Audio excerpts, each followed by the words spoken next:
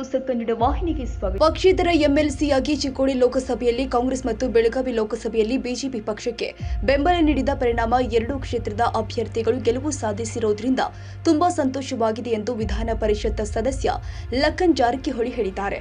ನಗರದ ಗೃಹ ಕಚೇರಿಯಲ್ಲಿ ತಮ್ಮನ್ನ ಭೇಟಿ ಮಾಡಿದ ಸುದ್ದಿಗಾರರೊಂದಿಗೆ ಮಾತನಾಡಿ ಅವರು ಜನರ ಆಶೀರ್ವಾದ ಇರೋ ತನಕ ಜಾರಕಿಹೊಳಿ ಕುಟುಂಬ ಬಲಿಷ್ಠವಾಗಿರುತ್ತೆ. ಜನರ ಆಶೀರ್ವಾದದ ಹಿನ್ನೆಲೆ ನಾವು ಇಷ್ಟು ಬೆಳೆದಿದ್ದೇವೆ. ರಾಜಕೀಯ ಅಂದ್ರೆ ಪರ ವಿರೋಧ ಇದ್ದೇ ಇರುತ್ತೆ, ಆದ್ರೆ ಜನರ ಬೆಂಬಲ ಇರೋ ತನಕ ಯಾರು ಏನು ಮಾಡಲು ಸಾಧ್ಯವಿಲ್ಲ. ಚಿಕ್ಕೋಡಿಯಲ್ಲಿ ನಮ್ಮ ಕುಟುಂಬಕ್ಕೆ ಜನ ಬೆಂಬಲ ಇರೋದ್ರಿಂದ ಪ್ರಿಯಾಂಕಾ ಜಾರಕಿಹೊಳಿ ಅವರು ಗೆದ್ದು ಬಂದಿದ್ದಾರೆ. ಅಥಣಿಯಲ್ಲಿ ಪ್ರಿಯಾಂಕಾ ಅವರಿಗೆ 25,000 ಮತಗಳ ಅಂತರ ಬರಬೇಕಾಗಿತ್ತು, ಆದ್ರೆ ಕಡಿಮೆ ಮತಗಳು ಬಂದಿದೆ. ಇದರ ಬಗ್ಗೆ ಸಚಿವರು ಅಭ್ಯಾಸ ಮಾಡಿ ಕ್ರಮ ಕೈಗೊಳ್ಳುತ್ತಾರೆ. ಗೋಕಾಕ್ ಮತ್ತು ಅರಭಾವಿಯಲ್ಲಿ ಕಾಂಗ್ರೆಸ್ ಪಕ್ಷಕ್ಕೆ ಹೆಚ್ಚಿನ ಅಂತರ ಬರುತ್ತೆ ಅಂತ ಹೇಳಲಾಗಿತ್ತು, ಆದ್ರೆ ಆಗಿಲ್ಲ ಎಂದು ಕೇಳಿದ ಪ್ರಶ್ನೆಗೆ ನಮ್ಮ ಕೆಲ ವಿರೋಧಿಗಳು ಅವರೊಂದಿಗೆ ಬೆನ್ನು ಹತ್ತಿದ್ರು, ಅದಕ್ಕಾಗಿ ಅವರು ಈ ರೀತಿ ಹೇಳಿರಬಹುದು. ಅಂತವರು ಚುನಾವಣೆ ಬಂದಾಗ ಬಂದು ಮತ್ತೆ ಮಾಯವಾಗ್ತಾರೆ. ನಿರಂತರ ಜನರ ಜೊತೆ ಇರುವವರನ್ನ ಜನ ಆಶೀರ್ವಾದ ಮಾಡ್ತಾರೆ ಎಂದರು. ರಮೇಶ್ ಜಾರಕಿಹೊಳಿ ಮತ್ತು ಬಾಲಚಂದ್ರ ಜಾರಕಿಹೊಳಿ ಅವರಿಗೆ ಜನ ಬೆಂಬಲ ಇದೆ. ಅವರ ಕ್ಷೇತ್ರದಲ್ಲಿ ಮತದಾರ ಪರವಾಗಿಯೇ ಮತದಾನ ಮಾಡಿದ್ದಾರೆ, ಬೇರೆಯವರ ಪರವಾಗಿಲ್ಲ ಅಲ್ಲ. ಹಾಗಾಗಿ ಗೋಕಾಕ್ ಮತ್ತು ಅರಭಾವಿಯಲ್ಲಿ ಬಿಜೆಪಿ ಅಭ್ಯರ್ಥಿ ಮುನ್ನಡೆ ಸಾಧಿಸಿದ್ದಾರೆ. ಪ್ರಚಾರದ ಸಮಯದಲ್ಲಿ ಶೆಟ್ಟರ್ ಮತ್ತು ರಮೇಶ್ ಜಾರಕಿಹೊಳಿ ಅವರನ್ನ ಬೈದಿದ್ದ ಪರಿಣಾಮ ಜನರು ತಕ್ಕ ಉತ್ತರ ಕೊಟ್ಟಿದ್ದಾರೆ ಎಂದರು. ಬೆಳಗಾವಿ, ಚಿಕ್ಕೋಡಿ ಸೇರಿ ರಾಜ್ಯದ ಇತರ ಕಡೆಯಲ್ಲಿ ಜಾರಕಿಹೊಳಿ ಕುಟುಂಬದ ಪ್ರಭಾವ ಇರೋದ್ರಿಂದ ನಮಗೆ ಗೆಲುವು ಅತಿ ಸುಲಭವಾಗಿತ್ತು ಅಂತ ವಿಧಾನ ಪರಿಷತ್ ಸದಸ್ಯ ಲಖನ್ ಜಾರಕಿಹೊಳಿ ಹೇಳಿದ್ದಾರೆ.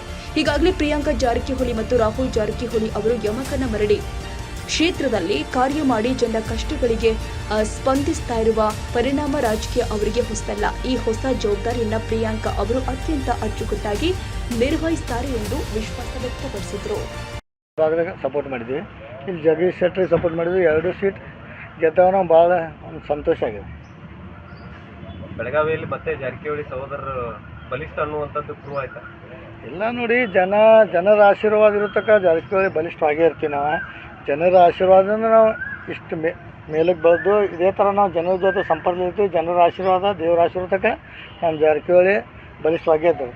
ಚಿಕ್ಕೋಡಿಯಲ್ಲಿ ಕೆಲವೊಂದಿಷ್ಟು ಸೋಲಿಸ್ಬೇಕನ್ನುವಂತಹ ತಂತ್ರಗಾರಿಕೆಗಳು ಮಾಡಿದರು ಪಕ್ಷದಲ್ಲಿ ಇದ್ದುಕೊಂಡು. ಅದೆಲ್ಲ ರಾಜಕಾರಣ ಇರೋದು ಸರ್, ಆದರೆ ನಮ್ಗೆ ಜನ ಬೆಂಬಲ ಇರಲ್ಲ, ಅದಕ್ಕಾಗಿ ಜನ ಮತ ಹಾಕ್ತಾರೆ ನಮ್ಗೆ ಗೊತ್ತಾಯ್ತು. ಅದಕ್ಕಾಗಿ ಪ್ರಿಯಾಂಕಾ ಅವರು 1 ಲಕ್ಷ ಮತ ಅಂತ ಗೆದ್ದಿದ್ದಾರೆ. ಅಥಣಿಯಲ್ಲಿ ಮೇಜರ್ ಮೈನಸ್ ಆಗಿರ್ಬೋದು. ಅಥಣಿ ಕಾಂಗ್ರೆಸ್ ಶಾಸಕರಿದ್ರು ಕೂಡ ಅಲ್ಲಿ ಮೈನಸ್ ಆಗಿರ್ಬೋದು.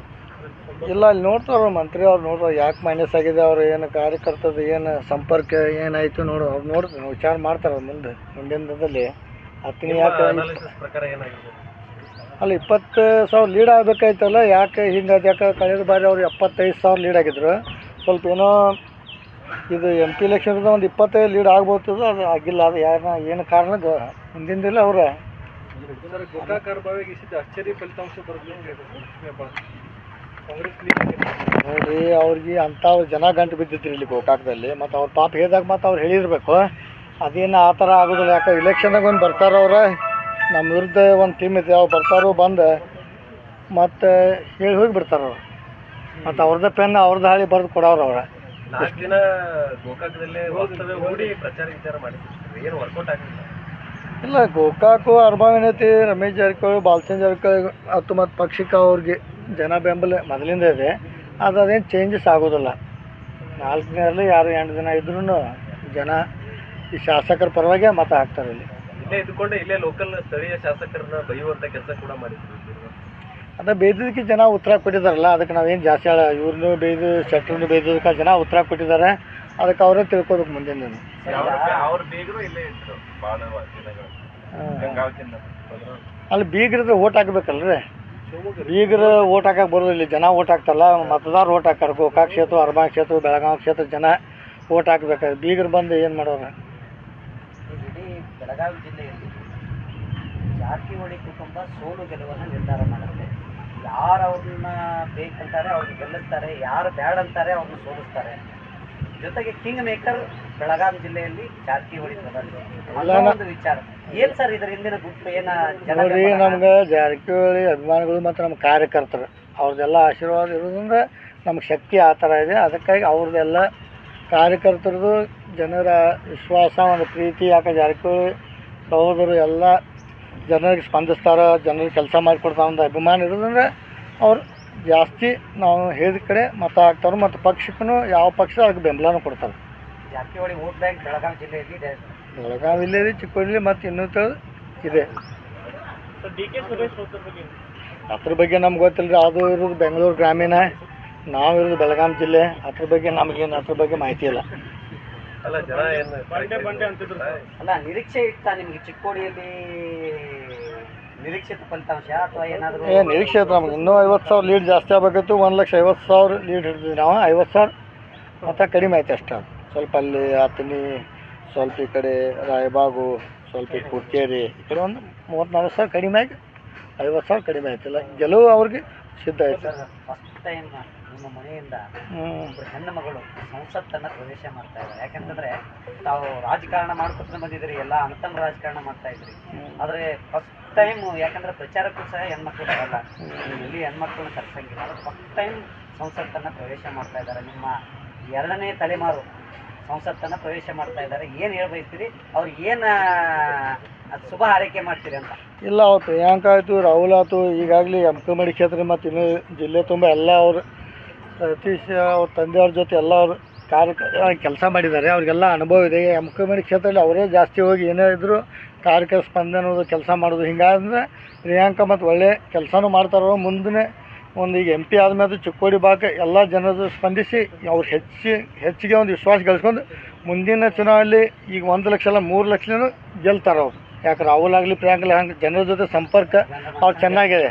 ಯಾಕಂದ್ರೆ ಮೊನ್ನೆ ಎಮ್ಕಮಡಿ ಕ್ಷೇತ್ರ ಆಗೋದು MLA ಕ್ಷೇತ್ರ ಆಗಿರೋದ್ರಿಂದ ಅವ್ರ ಸಂಪರ್ಕ ಜಾಸ್ತಿ ಆಕೈತಿ. ಮತ್ತು ಅವ್ರು ಒಮ್ಮೆ ಡೈರೆಕ್ಟ್ ಹೋಗಿ MP ಎಲೆಕ್ಷನ್ ಐತಿಲ್ಲ, ಈಗ ಒಂದು 5-6 ವರ್ಷದಿಂದ ಅವ್ರು ಕಾರ್ಯಕರ್ತ ಕೆಲಸ ಮಾಡ್ತಾರೆ ಜಿಲ್ಲೆಯಲ್ಲಿ. ಯಾವುದೋ ಒಂದು ಫಂಕ್ಷನ್ ಇರಬೇಕು, ಯಾವುದೋ ಒಂದು ಮಹಿಳಾ ಕಾರ್ಯಕ್ರಮ ಇರಬೇಕು, ಅವ್ರು ಹೋಗಿ ಬರೋದ್ರಿಂದ ಜನರ ಸಂಪರ್ಕ ಇದಾಗಿದೆ. ಒಮ್ಮೆ ಅವ್ರು ಬಂದು ನಿಂತ್ರೆ ಜನ ಮತ ಹಾಕೋದಿಲ್ಲ.